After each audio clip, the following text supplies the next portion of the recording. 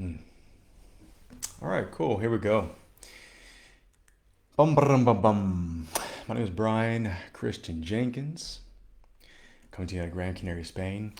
And I'll be honest with you, I was going back and forth setting this up, um, feeling the need to organize my thoughts and make this go a certain kind of way so it's clear, digestible, so you understand it, so you're engaged, so you don't lose interest, so you can follow me.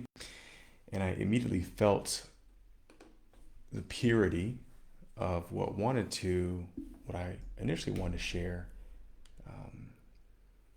becoming tainted in thought, to tainted in structure, to tainted in making sure that you guys understand me. And that wasn't the original motivation that wanted to come through. So there's no particular order that. What I do want to share and say is I get to go first. I get to continue to go first. And what I'm referring to is as a messenger of God, as a truth alchemist, as a self mastery coach, spiritual leader, healer, whatever title suits you, whatever title fits. The reason why I'm here has become blissfully clear to me. Before it was a bit painful, but it's become blissfully clear to me is I am here to teach, to show you, others, how to be courageous enough, be brave enough, bold enough, curious enough to be able to live authentically. To live your truth, to live from a place of, I'm going to walk the way I want, talk the way I want, move through life the way in which it suits me, speak to people the way in which it speaks to me, allow myself to be joyous the way it suits me, to express myself verbally, non-verbally, with my body, in my work, all these things. It's become blissfully clear to me that that is my purpose. And it's big, it's a heavy one, I'll be honest with you. It's like, oof, how the hell am I going to do that? And that vision of being at the table, of world's influencers, leaders who make some very important decisions that affect the masses, and being able to help them in that process, to guide them in that process, feels heavy. It feels like a big vision. And it is. But that's there. Here right now, it's to be able to share with you as openly, as honestly, as purely as possible from a place of truth and non-judgment, which for me tradition has been very, very complicated. It's been very challenging because intellectually I understand it and I teach and I guide people how to embrace that, but I get to go first. I get to go first and share that. And this is also motivated by a couple of things. One, I had a really great conversation.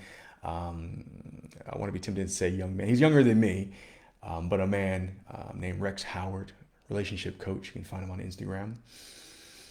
And Rex and I were having a conversation about, moving through life and being in union, particularly with partners and women and what that means and how the women in our lives are mirrors to us and how they reflect things back to us and how we can grow in that place. And I had a conversation before that with a fraternity brother of mine and sharing his experience in his marriage and what it means to be him and what it means to find his own place in that marriage without losing himself. What does it mean to be the man that he has in his mind, to feel in his power, to feel in control, to feel responsible, to feel like a provider, a protector, without losing himself, without getting sucked in to the emotions, needs, and the happiness of his wife.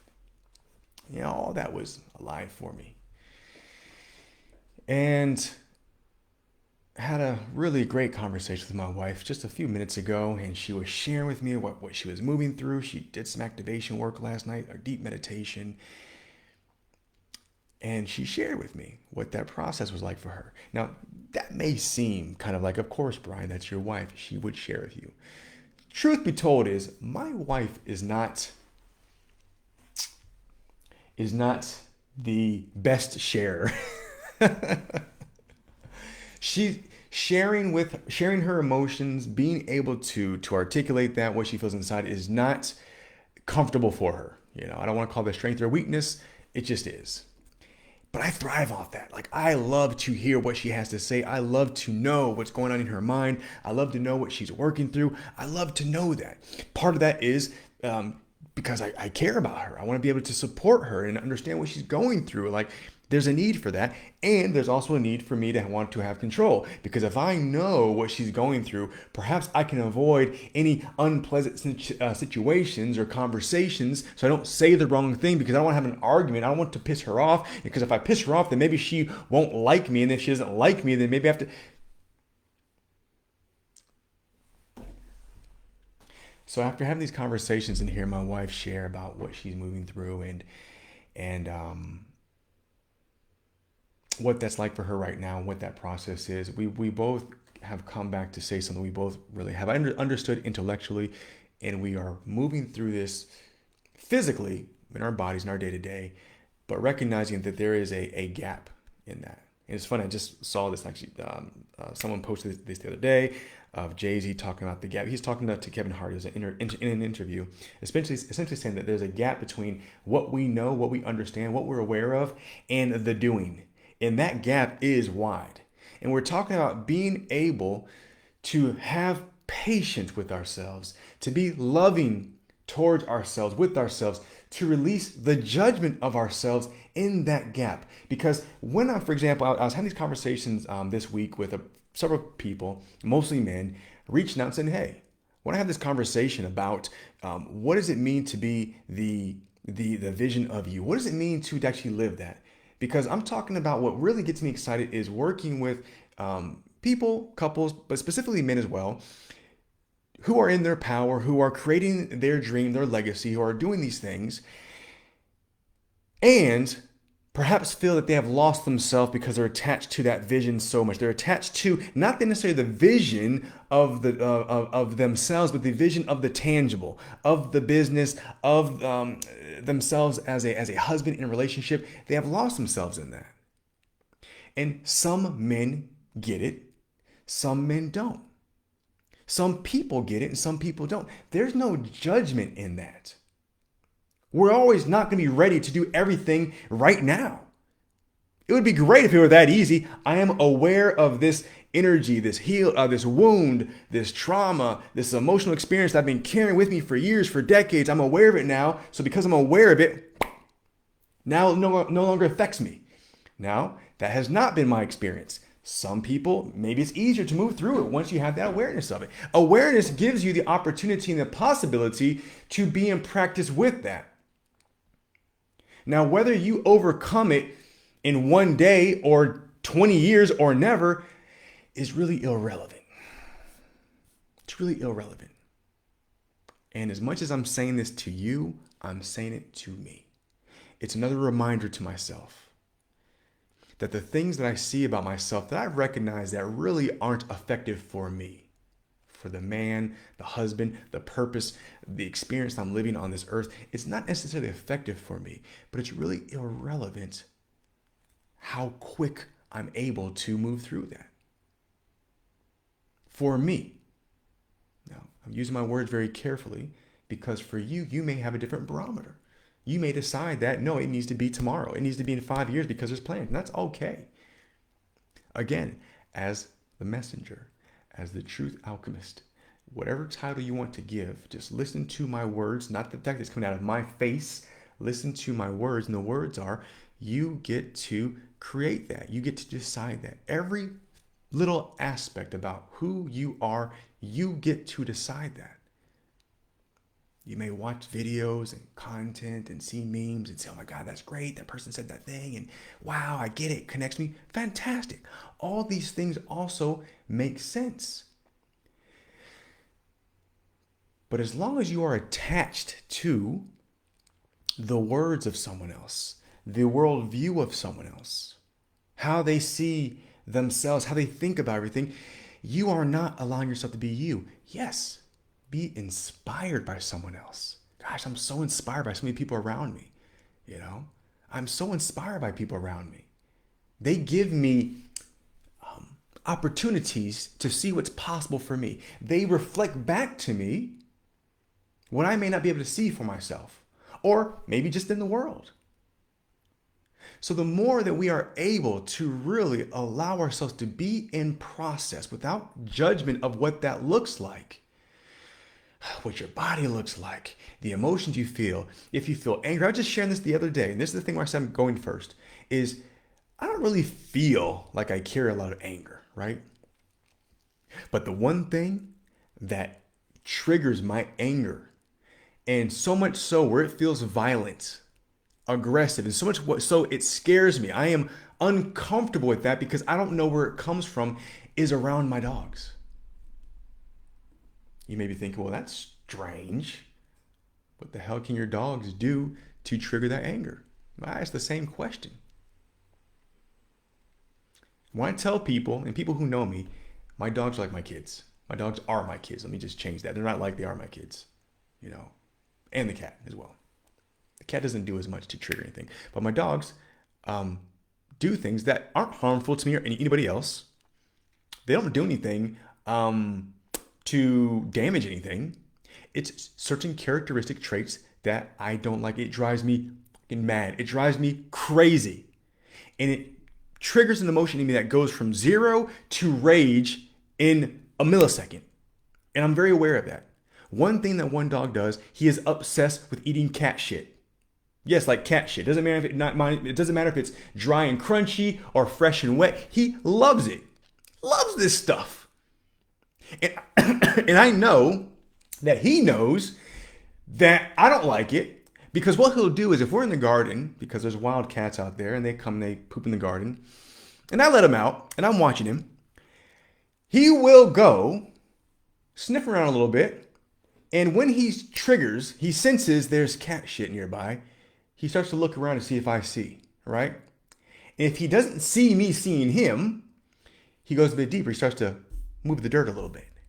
Starts to get a bit closer. He does it again. He kind of looks around.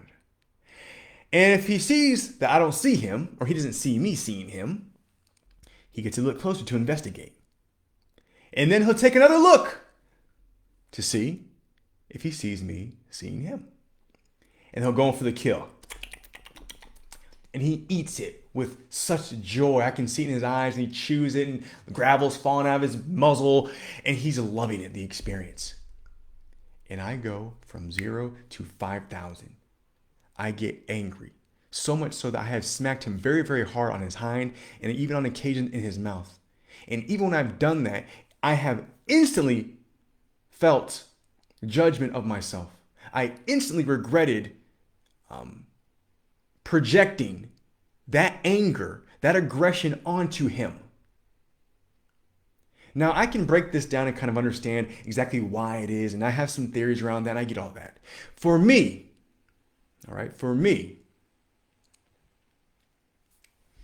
what I'm moving through with that one example of many in my life, but that one example is that gap. Knowing that my dog isn't hurting me. Is it disgusting that he eats cat shit? Well, for me it is. Does it do him harm? Apparently not. Does he enjoy it?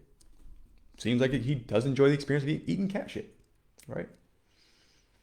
Does he do damage to anything? Nope. I just don't like it. And the other part of that is when he does it, especially if I don't see it, and I'm happy to see him, he comes around the corner, and I want to give him a hug, and I don't see him do it, and I rub his face, and I get close, I put my face on his, and I smell it, and it smacks me in the face. It's like, you nasty mother. That's the exact emotion that comes up, and I go from zero. I feel it in my body. I reject him. I push him away. I'm pissed off. I don't understand. I know he knows that I don't like it because he checks to see if I am there, and he goes to the first whiff and he sees that I see him. He'll stop and he'll walk away. So I know he knows that I've established this is wrong. Now, is it wrong with a capital W on the grand universal scale of life? No. I can't say that. I've established it's wrong. I've established in my world that eating shit is wrong and disgusting. And I still believe that. I'm okay with that. However, what I am not okay with, for me, what I am not okay with is allowing myself to get so angry. Now, the anger is one part of it. To get so angry that I then have to project that on him and feel like I need to inflict discipline on him in a physical way, to smack him hard on his hind because I'm pissed off. That is not okay to me. That is not okay to me in any circumstance because I'm bothered with something that I feel I need to inflict that on somebody else, especially someone that I love. Now, whether I love them or not, that's just a general rule that I have. It's just because I don't know you doesn't mean I'm okay not to do harm to you. No, to me, it's the same. I see myself in you, a stranger. I see myself in the eyes of the homeless person. That can easily be me. I see myself in the insects, in the caterpillars and the butterflies and the plants. I see myself in these things. So if I would not want someone to inflict pain on me because of the way I move through life, I will not give myself the excuse or validate doing that to somebody else. Now I want to go back to the gap. Because here the gap, what I'm referring to is, this is something that's been very live and present for me for some time. And the gap to get to the point in time where I can come to terms with those emotions that triggers that rage in me. Literally, it is rage. And to be able to move through that and be okay with it, because I have established that this is the, I don't know, do I want to say outcome? This is the only acceptable, is acceptable what I want to say?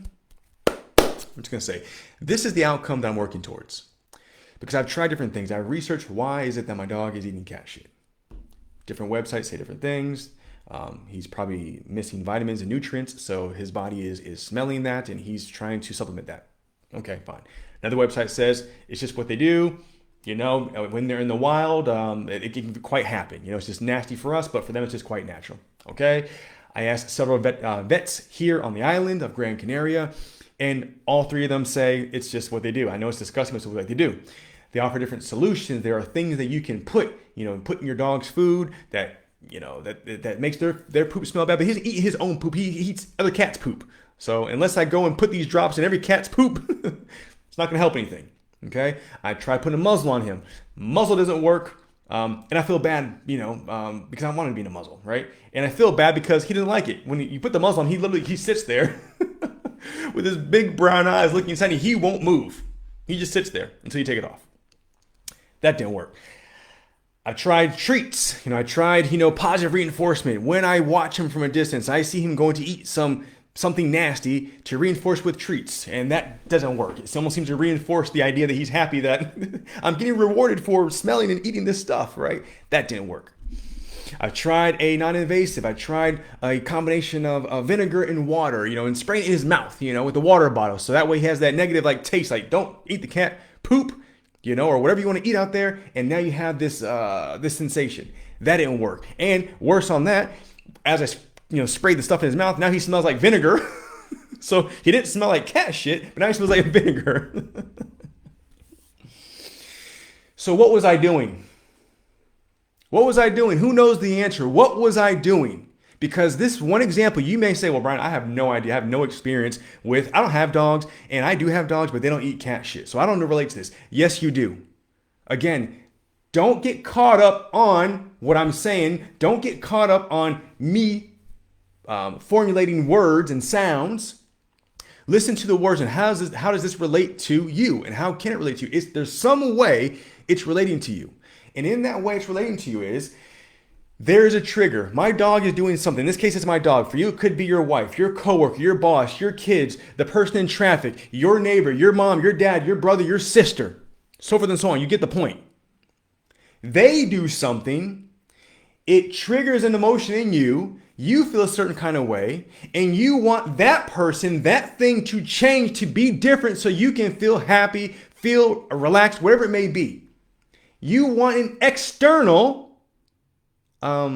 change, solution to an internal problem. Sit with that for a moment. And this is exactly the conversation that I was having with a man yesterday, talking about how he is interacting with his wife. He brought up a couple of times, well, no, it's because my wife, and she's moving through this, and she's not clear on this, and I'm not sure. My wife. It's like, your wife sounds like a sweet lady. Sounds like a sweet woman, an ambitious woman who is bold enough and courageous enough to want to leave her job. However, in that transition, she's experiencing some emotions in that process, and you are not able to be with her emotions. External problem.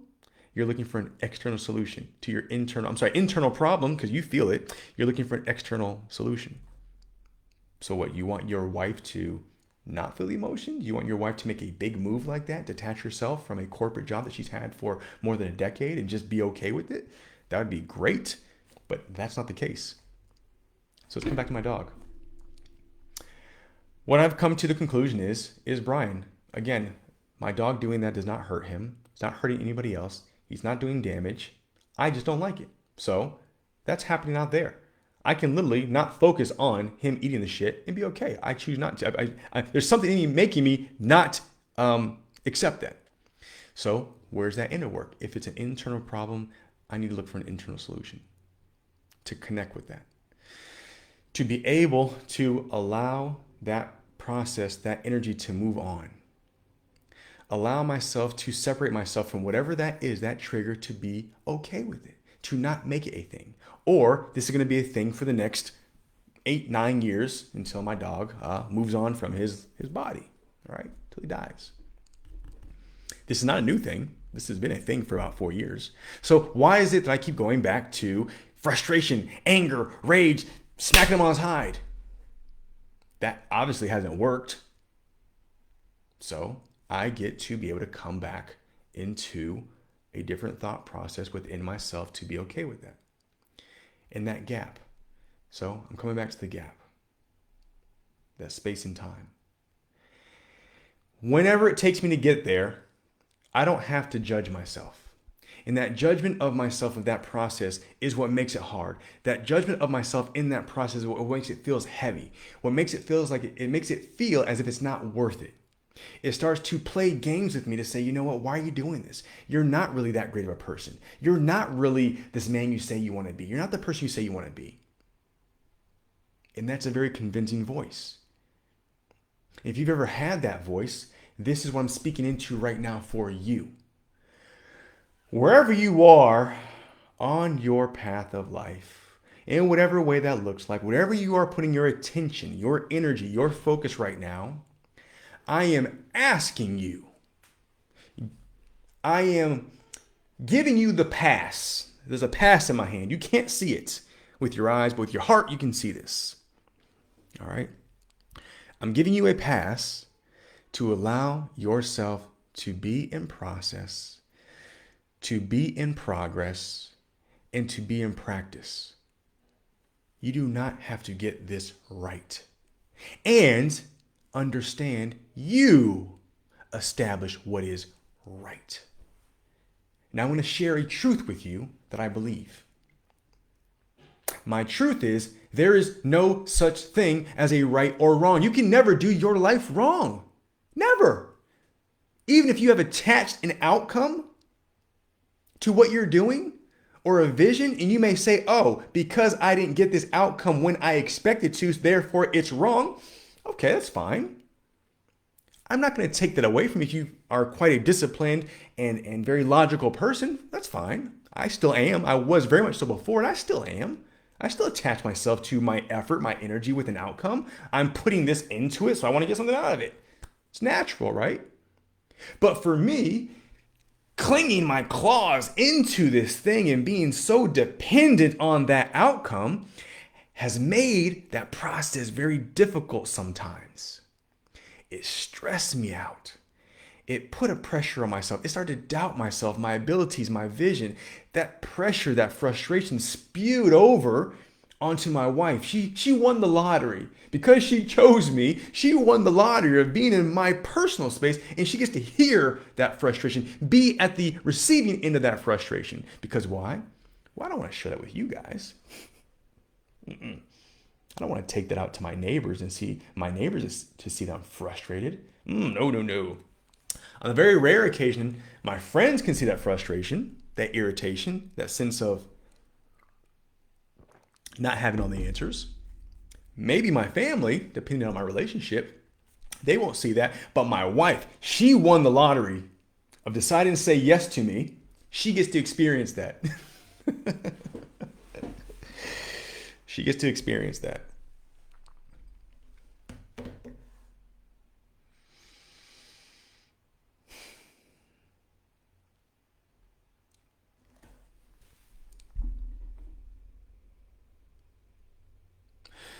So I'm going to finish with saying, wherever you are, and understand I'm not talking about a physical place, a geographical location, wherever you are along your path, professionalism, purpose, mission, romance, love, fatherhood, motherhood, wherever you are in that path, as a messenger of God, I am telling you to have more grace with yourself. I am telling you to be more patient with yourself. I am telling you to free yourself of judgment, to judge yourself less. I am telling you to be in awe with your life. I'm telling you to embrace everything that's happening. Now listen, I didn't say what that looks like. You decide that. I'm just the messenger. How that turns out for you is up to you. And I'm also telling you to have the courage, the respect for yourself, not the self. I'm talking about the soul self. That good stuff that we can't see, but we feel it inside. Have enough respect and love for that self that you allow yourself to be expressed in exactly the way you want. I can't tell you how to do that. I would never even try. It's not my place to try. And it's not my place to force an image on you. And you may say, Brian, I'm good. And that's fine. It's also, I have no attachment to whether you're good or not. I don't care, to be honest with you. That's a lie. I do care, but I'm not attached to whether it is you define yourself good or not. I'm talking to the you who's out there, who's listening to this, and you know, you feel what I'm saying. It makes sense. You feel that, right, there is somewhere in me that I'm holding that part back, that I'm judging the shit out of what my life looks like and what I'm doing right now. And I'm not saying you won't feel pressure. I'm not saying you won't feel anger. I'm not saying you won't be sad. Maybe you're blissful. Maybe you're ecstatic. That's also okay. What I'm saying is all that is okay. But you don't need to judge yourself in that. And if you're angry, you're pissed, you're irritated, that's also okay. Those emotions are only cues, signals. It's only information for you to know that, there's something there. What is that? Yeah. Something else I want to come through, but it would be a little bit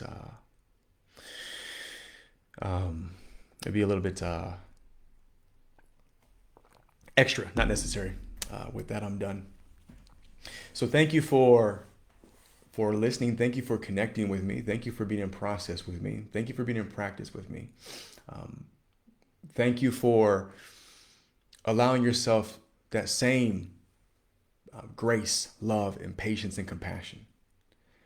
Because we can really only truly give someone love, be compassionate, be understanding, be empathetic to others around us that we say we love, to the degree in which we give that to ourselves.